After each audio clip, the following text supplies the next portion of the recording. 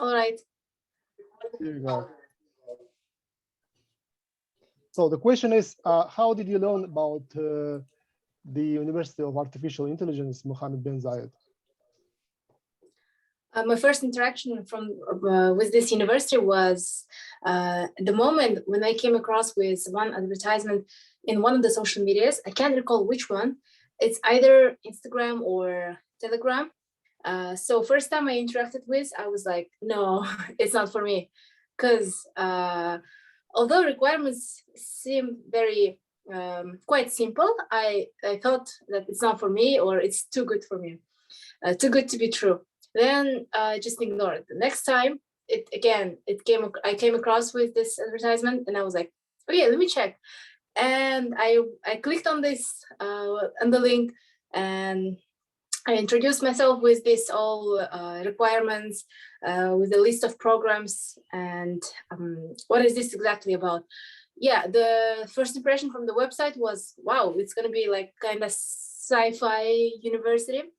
Okay, let's see what kind of documents do they require. Then I went directly to the admission subsection. Then I could see that many of my documents are almost ready, because at the time I was applying for many universities for master's program in Europe and in other also countries.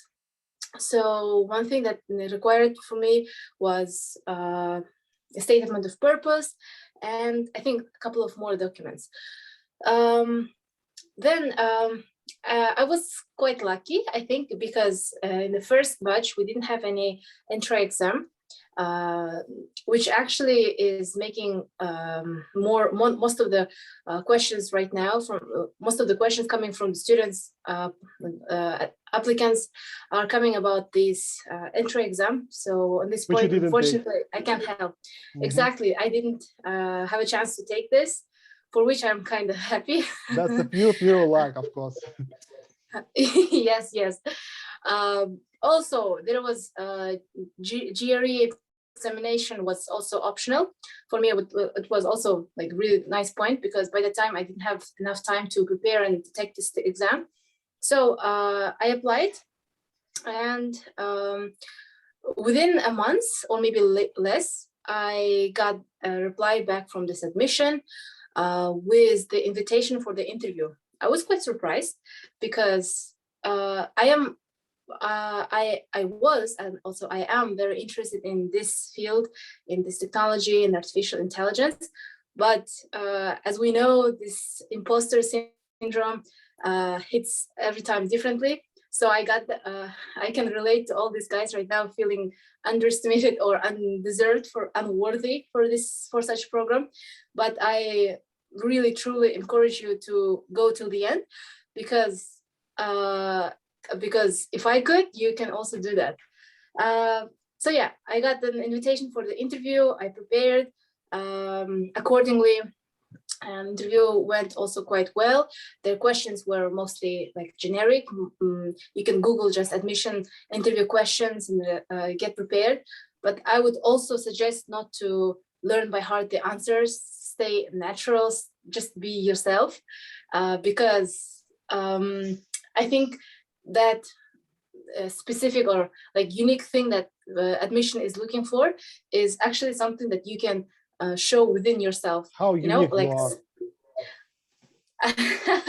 I can't say that. Maybe there was something unique that made admission to hook. And I think ability to be able to showcase your true passion or true motivation through communication within words, also on the interview, would make you really good, really competitive applicant for any program. So just align, and first of all, first of all, identify for yourself what thing is your true motivation for applying for this program. All right. Okay. So once you figure it out, I think everything is going to be just aligned easily. So I had my own motivation. I really wanted to strive in this field. Since I have a background in automation control, I was quite familiar to this field. I felt that it's going to be a huge, how to say, huge trend in coming 5 to 10 years. It already is a trend. So I wanted to be a part of all this movement, all this activity, in Russian, Движняк. So I am do you feel quite yourself happy. like being on the top of the first wave, which is coming, on this trend? Yeah. Yeah. Yes, I can relate to that. All right, definitely. We've got Maxim right now who joined us. Maybe Maxim, I would like to hear your experience, when you started first time, thinking about application. Akbobek just mentioned that she was kind of ignored the first message when she saw that, and didn't even think about applying and entering the university. So what was your first feelings, when you saw the message about this university? You mean the first time I saw any information about the university, or the first time I saw the acceptance letter? Oh, that's actually two different time constraints. It doesn't matter, whatever you want to start with. Yeah. So this university was not the first one I applied to. In fact, I get to know about this university like at the end of November 2021. No, sorry, 2020. Yeah, 2020. And by that time, I've already applied to like maybe 8 programs or more in Europe. So in total, I applied to 11 programs. This was just one among them. So I didn't really feel any special about this program, except for I knew that it's like probably one of the best offers in terms of what I can afford. And in terms of the specialty in the courses. That's what I liked about it. But the first I saw it, my former thesis supervisor from the bachelor's, she just messaged me and said, "Hey, Max, I know you're applying to study abroad. Like, take a look at this university. It's recently opened in Abu Dhabi." And like, I attended a webinar. I just wanted to check it out. I was like, it sounds kind of legit.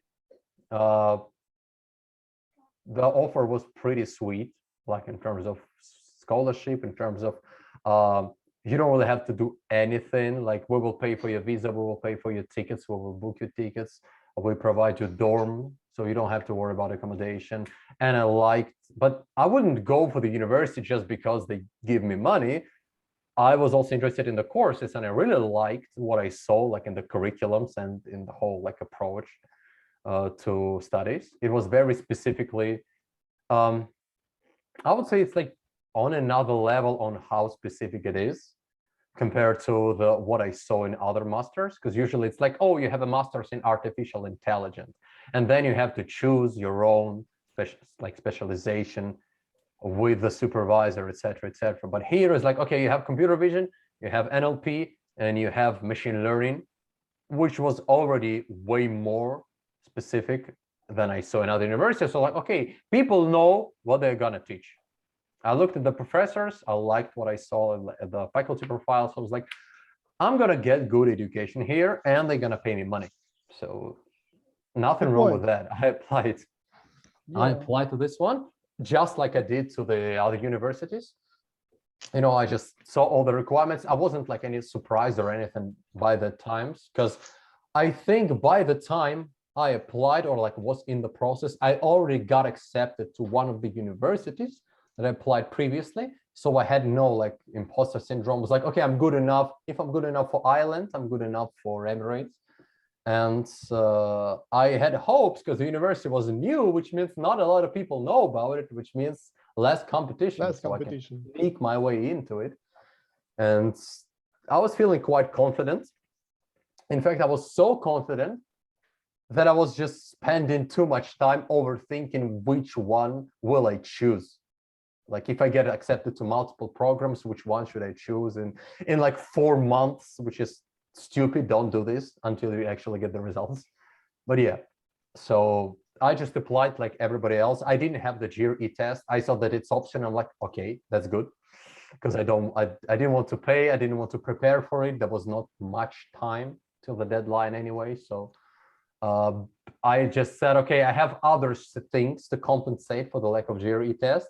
I have work experience, like by the time it was around 2 years of work as a deep learning engineer. So I was familiar with the field. I had something to brag off in my motivational letters, and I had really good recommendation letters because I was the person who wrote them. So I knew how to portray myself in a good way. By the way, thank you one more time for sharing the this essay, statement letter, and people kind of thinking still, they have a good example of what they should concentrate on when they're writing such letters. Yeah. Actually, now that you remind me, I actually written like a blog post on the whole process of how I applied to all of the university, all of the programs, how I chose them, how I looked them up. So I guess I can share the link to the post. With pleasure, yeah, that sure. Definitely will help. All right, we have the third student who is studying at the MBZUAI right now is Augerim. She's from Kazakhstan. Augerim, can you share your first experience with the university? And please introduce yourself.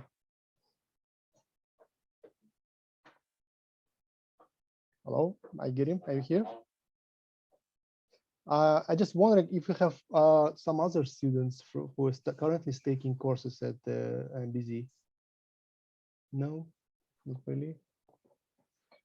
Okay. And by the way, before we continue, please, all the participants, you can write your questions in the chat here. So I will be asking those questions to the participants.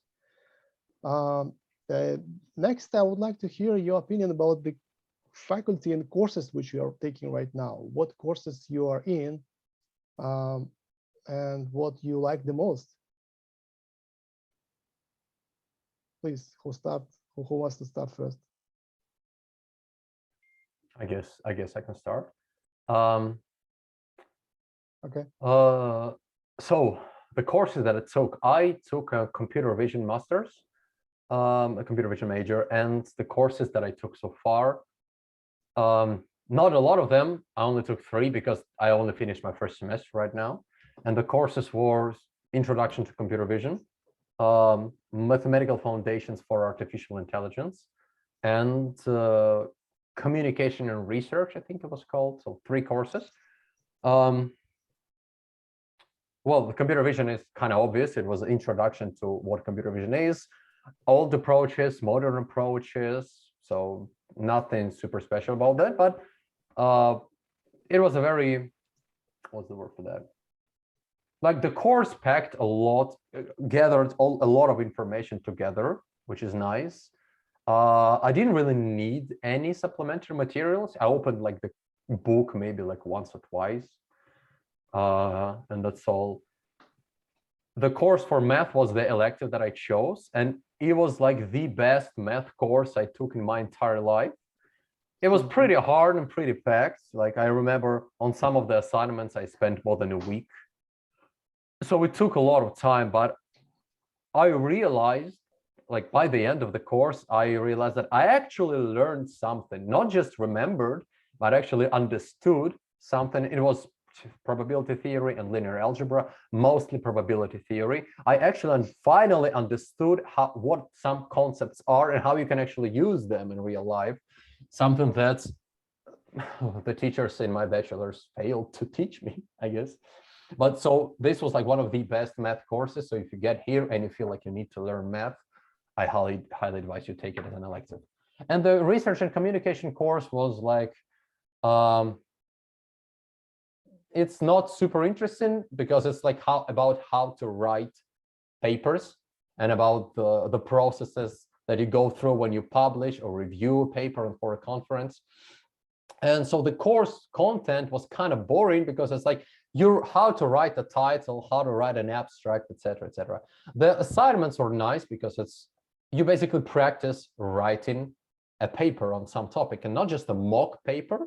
You actually do some kind of like research, you do some analysis, you write a small survey paper as a final project for the course. And yeah, it took some time to practice, but right now, if I feel if I ever need to write the paper, and I probably will need to write it as my thesis, I'm quite confident that I can do that. So it wasn't very interesting.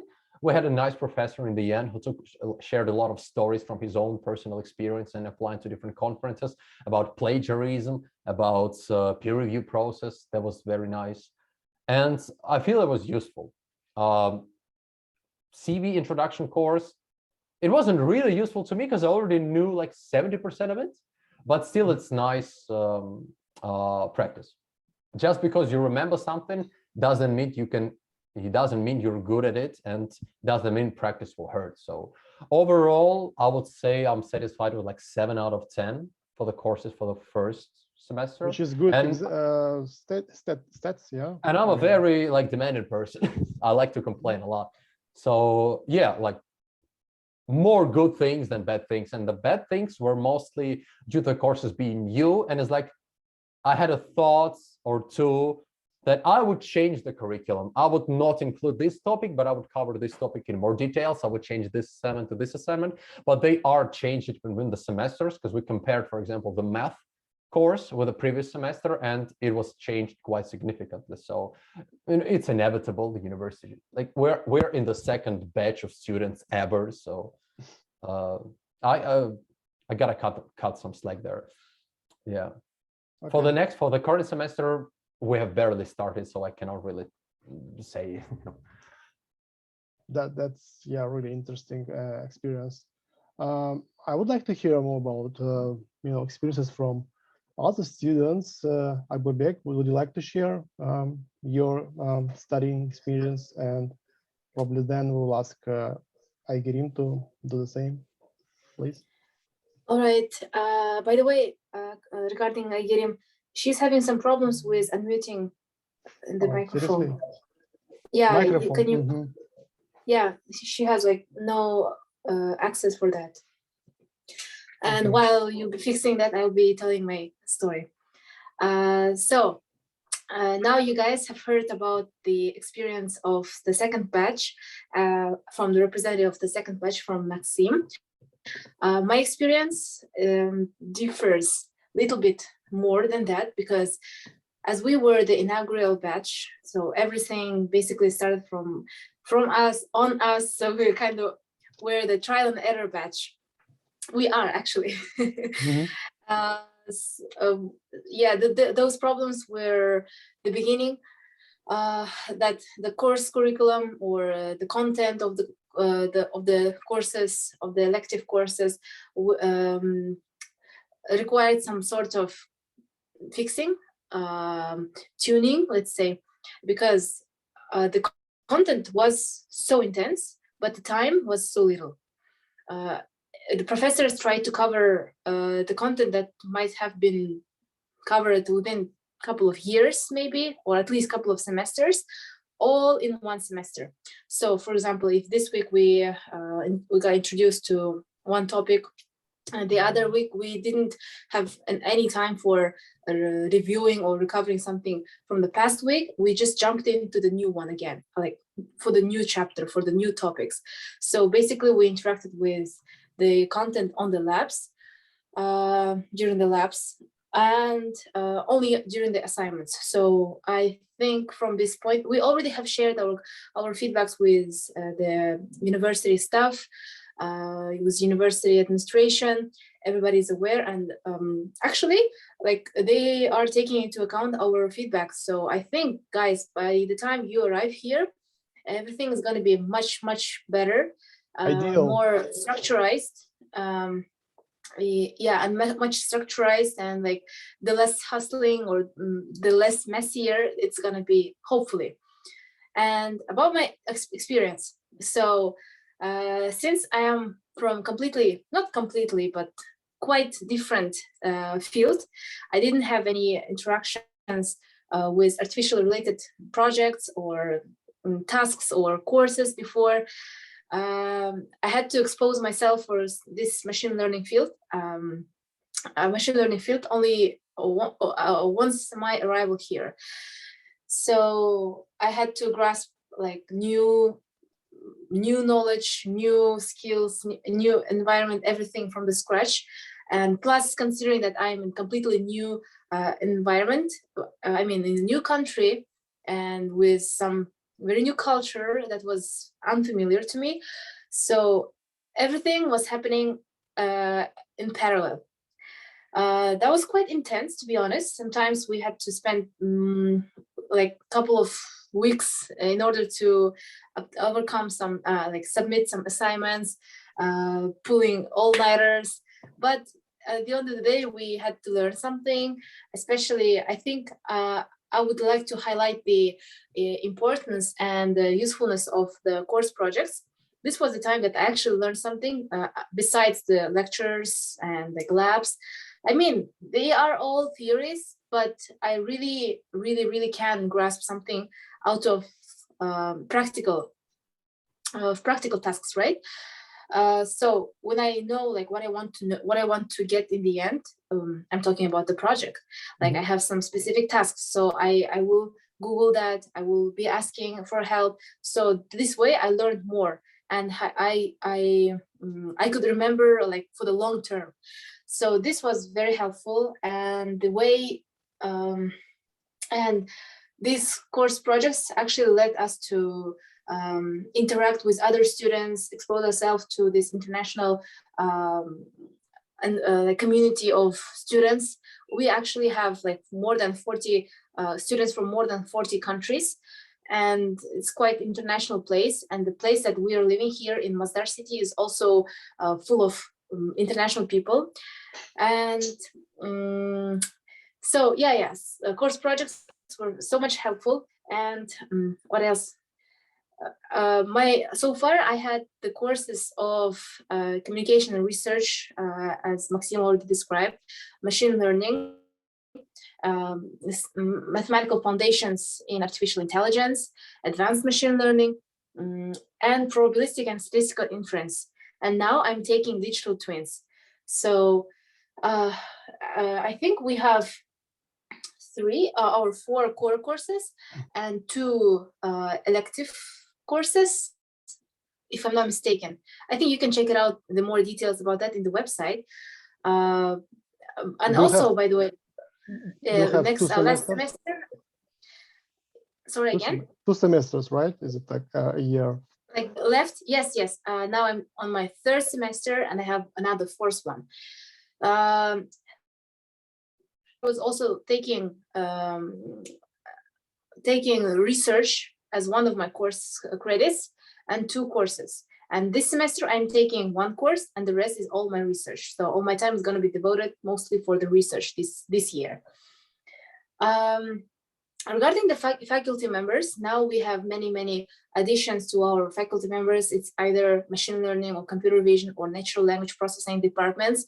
And those professors are like very experienced, published in many top conferences. They have rich history of, let's say, achievements in this field, in artificial intelligence. And I think even like beginning from the president or provost or like many big figures of our university, you can check out also in their website. They are quite influential people around here, which lead to the future collaborations with the organizations that they have networks with from these places. So it opens up many opportunities for students here. What else? Yeah, by the way, I think I really need to emphasize the importance of collaboration here, since we like many students weren't exposed to this machine learning or computer vision, any artificial intelligence related field before. Like we were from different fields, and we gathered in one place, and the only thing that actually supported us, besides the university staff and faculty members and the courses, I think it's the interaction, the really like good bonding between all the students, most of the students. This collaborative style of working, at least personally to me, have survived me for many depression nights. I'm kidding, I'm not. So collaboration was the key here. And the willingness of people to help you out every time, ability to reach out professors anytime you want by emailing or casually just jumping into their office or like having coffee also. So what I mean is this availability and openness and willingness of people to help is like the highlight of my studies here. And I do really admire this. I think for now, this is my study experience. And somebody in the questions Q&A section I asked about student life. Maybe I would answer or elaborate on this more a little bit later. Yes, that will be, let's say, I put it like for the dessert.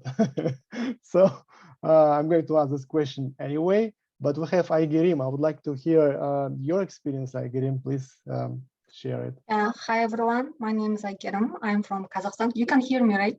Yes, yes. Okay. Now it's fine. Yeah, so I have quite a bit different experience because I came from the industry. So I was working in the investment bank called Credit Suisse in Poland. But I have a bachelor degree in mathematics from Moscow State University. So I was working, doing my business. Then in one of the WhatsApp group chats, I have this announcement that there is a new university, some admissions going on, and it was quite close to the deadlines. So I was under my last job was like, something in between the finance and the statistics. So I was quite more leaning to going to data science, machine learning, just looking up my opportunities over there. So this is coming handy. So I was like, yeah, why not? Let me try.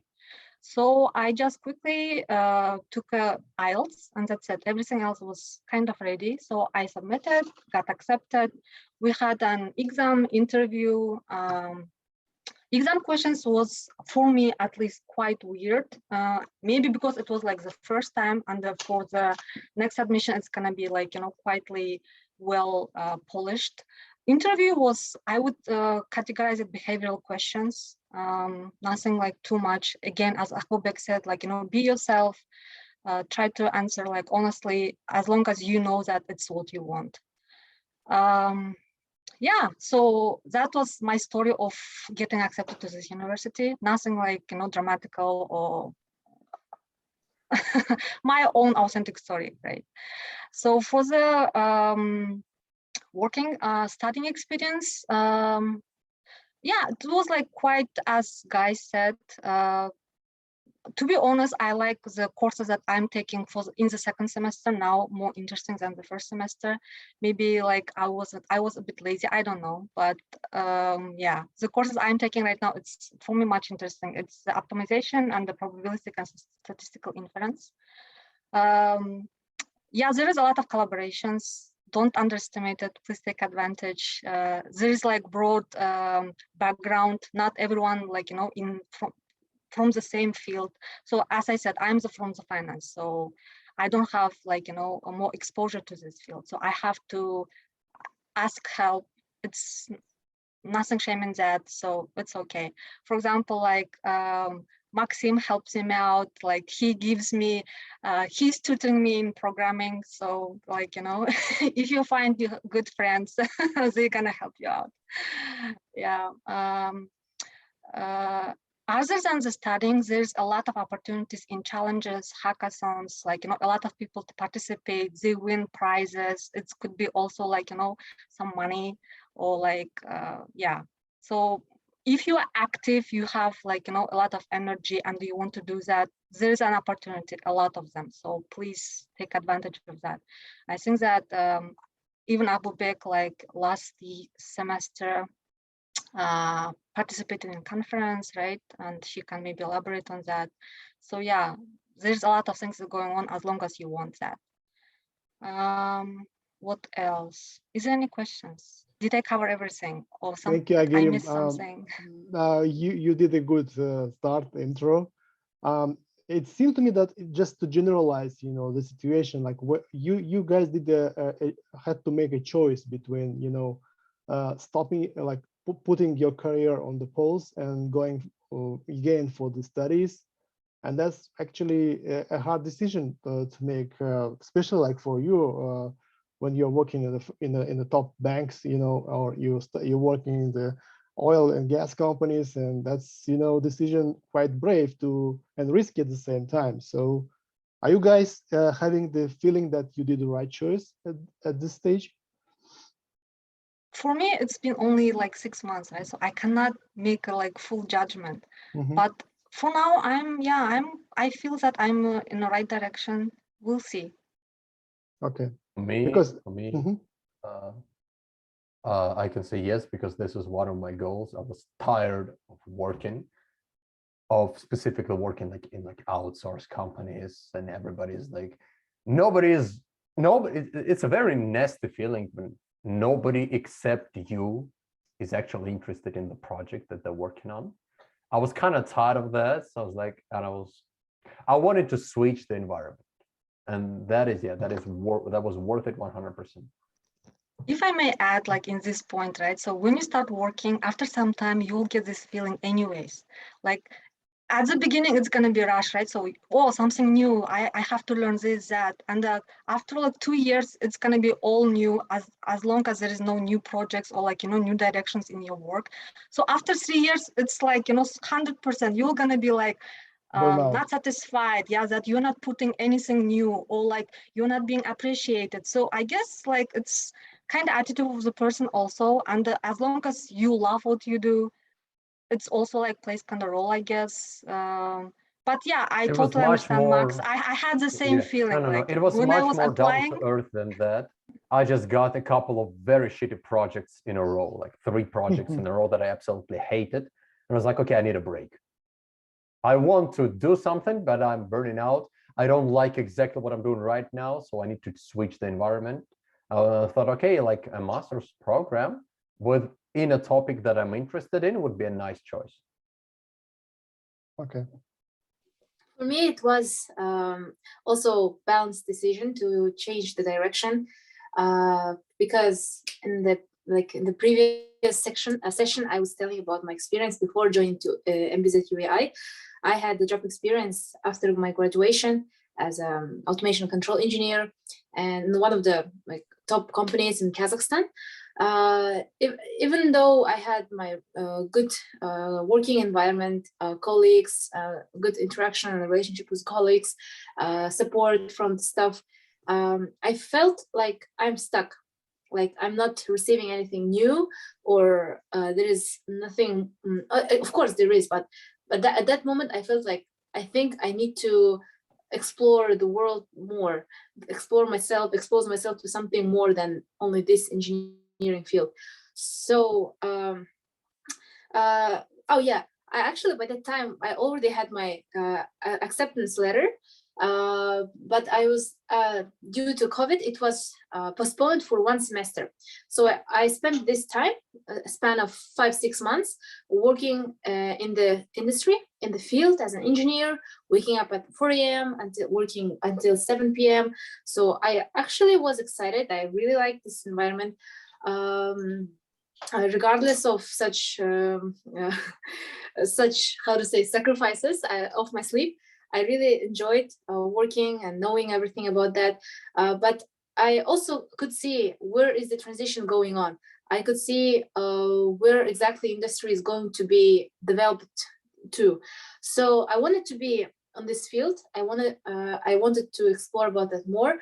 So even though this university was brand new, and on the website there was the photos from the stocks, I was like, is it legit? Am I going to be not a slave here? I had to do my own research and homework to get to know about this university more, asking people what is this university about, since there was no previous students working studying here. So it was kind of risk that I had to take, for which I have no regret for taking.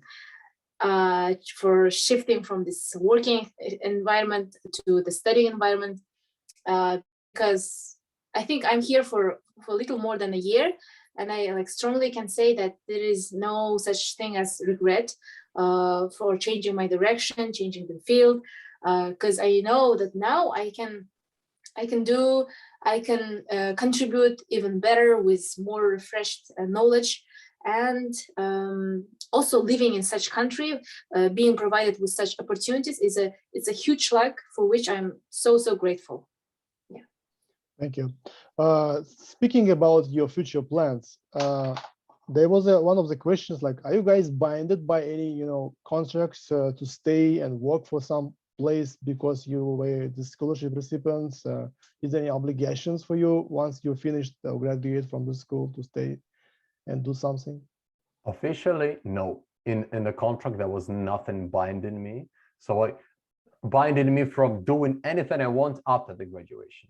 After the graduation. So if I decide to leave during mid studies, that can be a problem because I think the university has the right to ask me to reimburse the costs in this case, including like scholarships and stuff. So yeah, that is a different question. But after the studies, after I graduate, no, I'm free to go anywhere. For example, in the countries here in the post-Soviet states, students, when they're getting some funding, they have to, stay and do some work, so stay in the country, not living. So there is no such provisions. So I don't know if I may ask about that, but that's the question which usually people like wondered about. Are there any obligations, for these scholarship recipients? That's a very reasonable question. Yes, but officially there is no obligation for you to stay and work here. Like you have to. No, there is no such thing. But university would encourage students to stay and to provide some opportunities with companies for the internship, for example. But also there is no guarantee that they're going to provide you with job offer, because it's up to any student, like each student, right? Up to their willingness or desire, whether would like to stay or not, or they go back, or maybe pursue a PhD here or anywhere else. So it really depends on your future plans. And there is one question I just saw. Yes, university has many collaborations with top companies here. One of them is ADNOC, which is oil and gas, Abu Dhabi National Oil Company. This is a governmental entity and one of the biggest companies. It's actually one of the top companies in the world in oil and gas sector. At the same time, is one of the biggest company in UAE. So it's one of the university. I forgot the proper word, but it's one of the companies that has some shares for the building of this university, let's say. And there is another company, it's called G42. They have many projects in many different aspects, like in healthcare and in artificial intelligence as well. And can't recall, maybe transportation, I forgot. So it also means that they have really good connections with these companies. And besides that, we have, how do we call this? Student Career Center in the university. Last year and this year, they're providing with opportunities of job fair for internship opportunities. By the way, there is very important point in the contract that during studies, we cannot have other source of incomes, which means that we cannot get paid from other companies, or maybe during the internship from many companies. So most of the some work outside internships are unpaid. Yeah. Because they want us to fully committed to the study, to the research. Yes, since it's research-based university, they expect from us some publication outcome, or maybe patent. That's or IP. Yeah, right.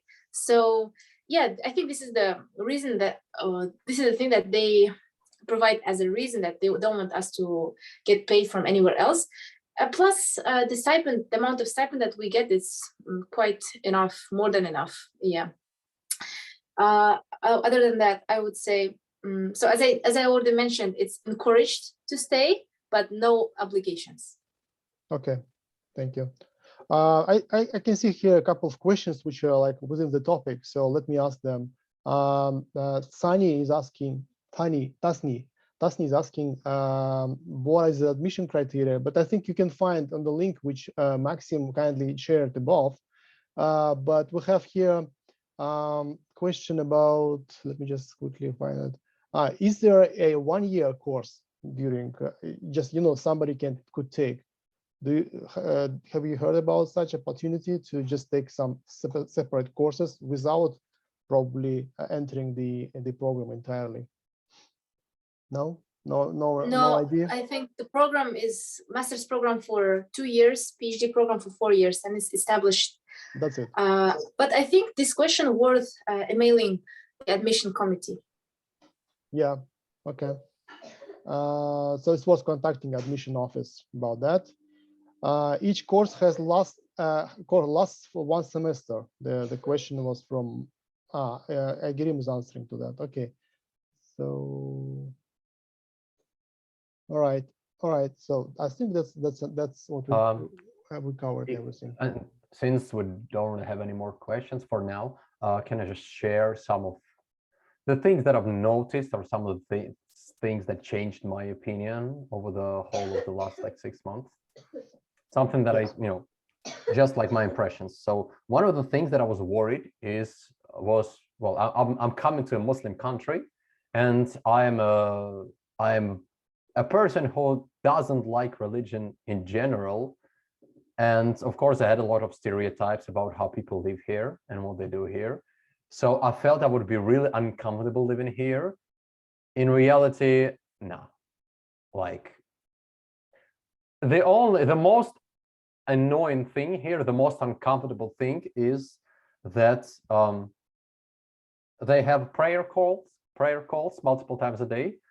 And I just happen, my room is located in a very inconvenient place. It's quite loud outside, so I have to sleep with earplugs. That's the only thing that is bothering me in terms of, cultural differences, because the people here, I chat with Muslim people here, I chat with local people here who are studying with me. They are just regular people, absolutely nothing is different in terms of everyday, talks, everyday conversations. So that is not a concern. It is pretty much the same. Yeah, it is pretty much a regular country with a sprinkle of, some cultural specific stuff, but it's super international in terms of, you see so many people here, no discrimination. No, you can, we have Christian people here, we have Muslim people here, we have agnostic people here. Nobody cares at all. So that's not a thing I would worry. Another thing which was not discussed is climate, and climate is, in my opinion, terrible. At least in summer, because next batch of students is gonna arrive in August. Is going to be terrible, and it is terrible for 4, maybe 5 months a year. It's super hot, it's 40 something degrees, but that's not the worst part. The worst part is it's super humid. So it was so humid that my laundry took multiple days to dry in a 40+ heat outside on the balcony, so it's uncomfortable to breathe. But in summer usually I have holidays anyway, so it's not that big of a concern. Just one thing to, yeah, don't expect this to be a nice weather. It's gonna be nice only in winter. There is a joke I want to add right over here. So if it's so humid and outside, but it's so freaking crazy cold inside, because AC will be for the max capacity. So anyways, don't forget to bring your coats, jackets, because you're gonna need them anyways. All right. Hoodies, yeah. I'll always grab a hoodie whenever I go anywhere, because it's going to be cold inside. Sometimes it's just ridiculous. It's plus 44 outside, and you go to the cinema and it's plus 18 in the cinema, in the actual hall where you watch the movie. I was actually cold the first time I get there. You will get used to that after some time. It's just one thing to worry about. Another thing is this country, and Abu Dhabi as well, is car centric. So if you like cycling, if you like walking, for a couple of hours somewhere in the evening, forget about it. You need a car to get to a place where you can walk, and it's probably going to be a street near the sea in downtown, and there's probably going to be a lot of people there. So if you think that, should I apply for a driving license or not in your own country, do it just for practice. And if you're from Ukraine, you can actually exchange your driver's license without the exams for, I don't know, like $200 something. And I even have my own license right now. I got the license before coming here and I exchanged it, and this is my local license. You're a private driver or in the UAE, across the UAE? Not yet, because my license is too new, so I still have to wait till like April till I can finally rent a car. I could have bought a car, but it's a very huge commitment, so I'm not ready for that yet. Yes, Akbobek, you wanted to add something? I was commenting on his speak. Nice one. Another thing that I've noticed that I've forgot to mention about the programs, we have 3 majors for now, both for masters and PhDs. There are machine learning, computer vision, and NLP.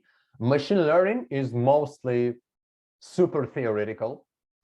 There's not a lot of programming exercises. There's not a lot of practical applications except for your projects.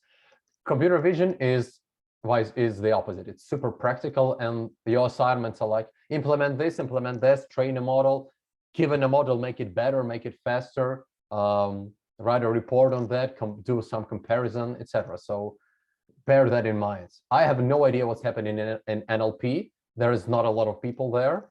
And I guess that's because the program was offered later than ML and CV. So I just don't happen to know anybody from the program. But this is just one thing. If you like machine learning and you want to do you want to do like applications, and maybe your expectations would be different from what you will get in the machine learning curriculum. I mean, you can change the elective courses, right? Which is a little bit yeah, but your core make courses, it more practical. Yeah. But core courses, you have 6 courses in total, and 4 of them are cores. So you cannot change. You are still flexible to some extent, right? You can choose to some extent, yes. Mm-hmm. Like you can literally take machine learning and CV, like some as core courses, some as electives. Guys, I want to elaborate on student life here since we have little time left. Mm-hmm. I've been receiving many questions about student life, and I'm so glad that if people are interested in that, besides just studying, because I think 2 years or 4 years, depending on the program, need to be not only fulfilled with studies or academic, right? You also need to enjoy your life. So about student life, there are many opportunities to have fun as being provided by the Graduate Student Council in the university, which is basically student government of MBZUAI. And as a member of this student council, I can say that many initiatives are coming from and going further from the students and from the university as well. And there is huge support for that, and huge financial, especially financial support for that. And so far, we have many student clubs like Arabic club, language cafe club, even mental health club. Like very soon, the sports club is going to be more active in providing some events, tournaments, and we have game club, which are mostly comprised of anime lovers. They gather every week and they watch anime, and afterwards they play board games. Even if you're not a big fan of anime, you can join for the board games. So it's usually quite a lot of fun. But recently, due to COVID measurements, it's being postponed. So hopefully, by the time you arrive, it's going to be days full of study and fun at the same time. And so far, GSC has organized a trip to Dubai. We had a full 1-day exposure to Dubai. We have visited the Global Village, Burj Khalifa, many these popular malls. So even though 1 day is not enough, but we got to see that, because I think transportation is one of the big problems if you want to do it by yourself. So since this problem is solved, we got to see that. And very recently in November, there was international event which was actually a huge, memorable day for all of the visitors. There were dance, like many cultures, as I said, from over the 40 countries or culture representatives designed their own booth, prepared performances, games, dance, food, everything was there. I think from the social medias of our university and from social medias of graduate student council, you can check it out how was that, and you can see the more vibes from those days. And besides that, each student club every time, like frequently or depending on their availability, they organize also many gatherings, events with many snacks or just for no reason, just because to chill. So these initiatives are pretty much encouraged by the students and also by the GSC. And I think if you guys are open, you guys pretty chill, not only freaked out about studies, like only about like assignments, deadlines, but you also leave some room for having fun, you can have fun here. Even though it's kind of Muslim or conservative country, people are actually really open. There is no such thing as discrimination or like very strict control or something. So people are so open, so exposed for the like get to know the different cultures, and people are very friendly, not only in the campus but also throughout the whole country. Whenever you go, you can see the high level of service, high level of friendliness, and many other good adjectives here. So I think I'm not sure when, I can comment on that. Sorry, we have a bar on campus, and the liquor shop is like 15 minutes away on foot, and nobody checks any IDs. So that's pretty much all you need to know about it. Hey, about restrictions. Thanks for the input. I think it's much important also to know to some of the students, right? Yeah, okay. This so the events that I mentioned so far are just a very short list of events that happened in our campus, even with the span of 1 year of the year that our university exists. So I think even more fun, even more huge events are going to happen soon or later. By the time you arrive, there's going to be also orientation week, many activities during the orientation week. So I would I wouldn't have any doubts on being bored here, like being just stuck here. Yeah, it's fun. Yeah, it's fun as long as you are willing to have fun. There is fun. That's it. You can find it in other words. Exactly. And even the people are also fun. Like even though there is no event is going on, if you are surrounded or you surround yourself with really nice people, you always can go to Dubai. Or by the way, now it's, for example, Expo is going on until March. Yes. And free Expo buses are provided in all Emirates. So the nearest station for us is airport. We go to airport by taxi, then we take this bus, and it's for free. And we go whenever we have a chance or some reason for that, because many huge concerts are also being thrown by in the Expo. We just take the bus and go there. That's it. So it's pretty easy here. Thank you, Akbobek. The social life is really interesting and colorful, I would say, according to your illustration. I also would like to. We have a couple of minutes left, so let's just go quicker with some questions here. One of the important ones, which I mentioned, and Augerim, thank you for answering to this, is about families and is there any schools available for kids? And Augerim says yes, some families living with in some other places, right? In dormitories, in dorms, or where is that?